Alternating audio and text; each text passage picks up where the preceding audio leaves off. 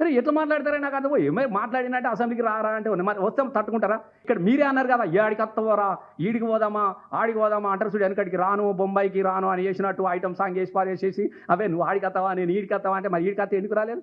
మరి బాధ పెద్ద సిపాయిలు మరి ఎందుకు పోలేదు? ఈ మదియాస్కు కానీ అద్దెంకి దయాకర్ కానీ ఎందుకు పోలేదే?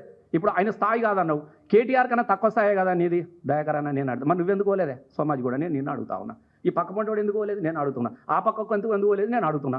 సరే మీది పెద్ద స్థాయి కావచ్చు, మరి తక్కువ స్థాయిలో మీరు ఉన్నారు కదా, మీరన్నా పోవచ్చు కదా. మీ ముఖ్యమంత్రి చెప్పినటువంటి సవాల్ని స్వీకరించి మీరు పోవచ్చు కదా నేను అడుగుతా ఉన్నా. పోయి చర్చ పెట్టనుంటివి. మీకు అది శాత కాదు, మాది శాత కాదు. సందుల దూరాలే బావు మనాలే పీకాలి పత్త లేకుండా కుయ్యి అని కూడా తోకలు దాడించుకుంటా. ఇదేం కథనే నాకు అర్థం కాదు.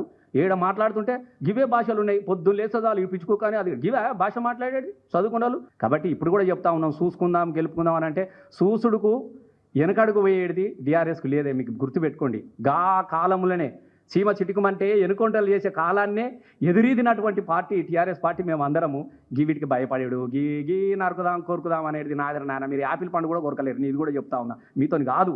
నేను చెప్తున్నా కొరుకుడు ఎట్లా ఉంటుందో మేము చూపిస్తాం. కొరుకుడు మొదలు పెడితే ఇది కూడా చెప్తున్నా.